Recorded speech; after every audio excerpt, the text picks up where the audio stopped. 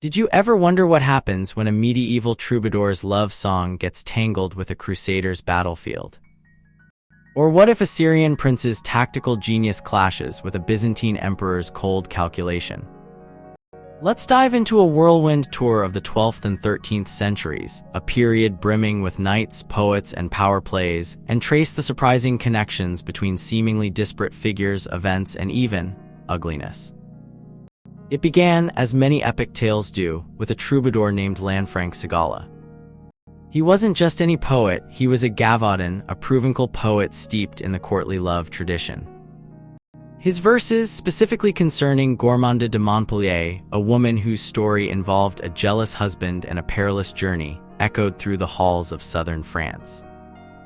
Simultaneously, across the Mediterranean, a Syrian prince named Usama ibn Munqidh was carving his own legend. He wasn't composing sonnets, he was commanding armies, negotiating treaties, and generally being a force to be reckoned with during the Third Crusade. The crusade itself, a massive, chaotic undertaking, was a key ingredient. It wasn't a unified, glorious march to Jerusalem. It was a fractured coalition of European nobles, each with their own agendas and ambitions. The initial push into the Holy Land was spearheaded by figures like Geoffrey de Villehardouin, a Count of Flanders, and his wife, Violent of Aragon, whose own story, a passionate and complicated marriage, became intertwined with the campaign.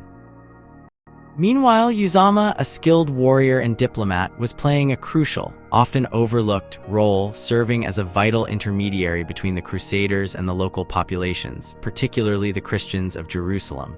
Then there's Trotaconventos, a fascinating place. It wasn't a castle or a battlefield, it was a monastery. But this particular monastery, situated in the Pyrenees, became a hub for the translation of Arabic texts into Latin. Why Arabic? Because the Islamic world, particularly in Spain and Sicily, had preserved and expanded upon classical Greek and Roman knowledge, including mathematics, astronomy, and medicine, that Europe had largely forgot. The monks at Trotaconventos were diligently copying and translating these works, effectively acting as a conduit for knowledge between East and West. This wasn't just about preserving ancient wisdom, it was about fueling the intellectual ferment of the High Middle Ages. Let's jump forward a few decades to the reign of the Byzantine Emperor Manuel I Komnenos. He was a shrewd politician, a brilliant military strategist, and a patron of the arts, a man who understood the importance of projecting power and prestige. His campaigns in Anatolia, the heartland of the former Byzantine Empire, brought him into direct conflict with the Seljuk Turks, a rising power in the region.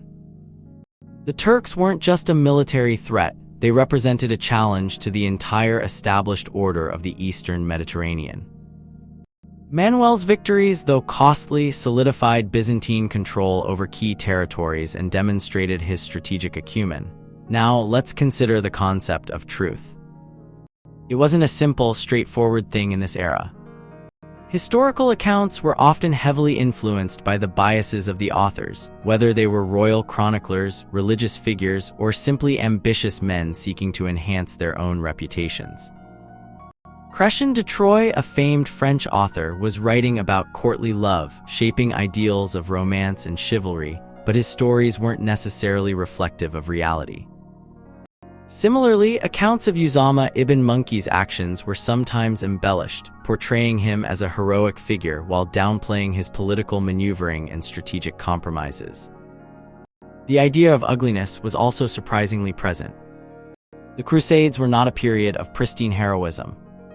They were marked by brutality, violence, and exploitation.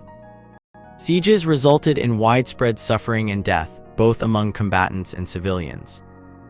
The treatment of conquered populations was often harsh, and the pursuit of religious zeal could easily justify acts of cruelty. It wasn't just the grand battles that were ugly, it was the everyday realities of war, the disease, the starvation, the despair. Moving westward, we find ourselves in Valencia, a city that served as a crucial bridge between Christian Spain and the Islamic world.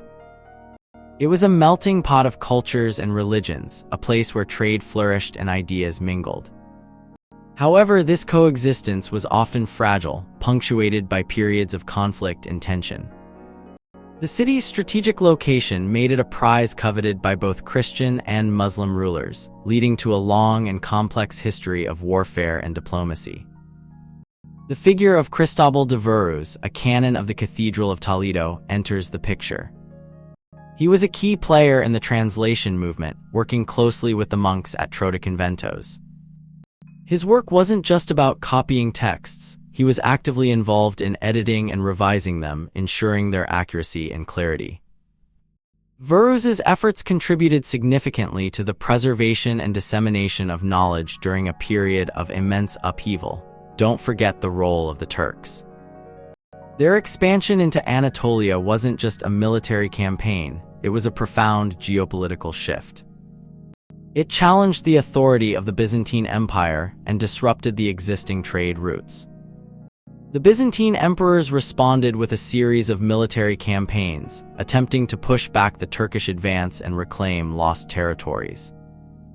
Manuel I Komnenos's victories were significant, but they didn't ultimately halt the Turkish expansion. Now let's talk about the concept of virility. It wasn't just a matter of physical strength, it was a complex combination of martial prowess, social status, and political influence. Knights were expected to demonstrate their virility on the battlefield, but they also had to maintain their honor and reputation in court. Usama ibn Munqidh embodied this ideal, a skilled warrior, a shrewd diplomat, and a respected leader. The world of the 12th and 13th centuries was interconnected in ways that are often overlooked. The translation movement, the Crusades, the rise of the Seljuk Turks, all these events were linked by a web of political, economic, and cultural forces. The troubadours' songs, the Byzantine emperor's strategies, the Syrian prince's diplomacy, all contributed to a dynamic and ever-changing landscape. Consider the figure of Usama ibn Munqidh again. He wasn't just a warrior, he was a statesman. He skillfully navigated the treacherous waters of Crusader politics, forging alliances with both Christians and Muslims.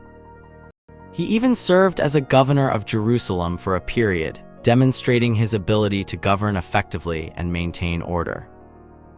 His actions were driven by a complex mix of ambition, loyalty, and a genuine desire to protect his people. The concept of virginity also took on a surprising significance. It wasn't just about sexual purity, it was also about social status and political power. A woman's virginity could determine her marriage prospects and her ability to secure a favorable alliance. Violent of Aragon, for example, was a powerful and influential figure in her own right, and her marriage to Geoffrey de Villehardouin was a strategically important union. The influence of Virgil, the Roman poet, continued to resonate throughout the medieval period. His works were studied and imitated by writers and artists, providing a framework for understanding human nature and the complexities of the world.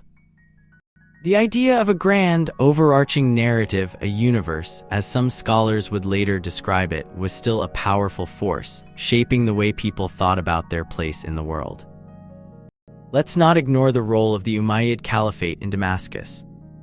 Their decline in the 11th century created a power vacuum that was filled by the Seljuk Turks, who subsequently launched their campaigns into Anatolia. The fall of the Umayyad Caliphate marked a turning point in the history of the Middle East, fundamentally altering the balance of power in the region. The story of the Holy Land wasn't just about religious zeal, it was also about territorial ambition and economic interests. The Crusaders sought to establish a Christian kingdom in the Levant, but they also hoped to gain access to valuable trade routes and resources. The Byzantine Empire, meanwhile, was primarily concerned with preserving its own territories and maintaining its influence over the eastern Mediterranean. The idea of a truth was constantly being contested. Historical accounts were often biased, and the interpretations of religious texts were subject to debate. The troubadours' songs, while beautiful and evocative, were not always accurate representations of reality. Even the most carefully documented events could be subject to manipulation and distortion. The figure of Ceylan, a region in Southeast Asia, might seem distant from the events unfolding in Europe and the Middle East. However, trade routes connected these regions, facilitating the exchange of goods, ideas, and technologies. The demand for spices, silk, and other luxury items fueled the Crusades, as European merchants sought to break the Muslim monopoly on these valuable commodities. The concept of ugliness, as previously mentioned, wasn't merely a matter of physical appearance. It encompassed a range of negative qualities: cruelty, corruption, and moral decay. The Crusades, despite their noble aims, were often marred by violence and exploitation, revealing the darker side of human nature. The legacy of the Visigoths, a Germanic tribe that once ruled much of the Iberian Peninsula, continued to influence the political and cultural landscape of Spain. Their presence was a reminder of the region's complex and often turbulent history, a history marked by conflict and conquest. Finally, consider the role of the Umayyad dynasty, which ruled much of the Islamic world for over 3 centuries. Their eventual decline paved the way for the rise of the Seljuk Turks, who would become a major force in the Middle East.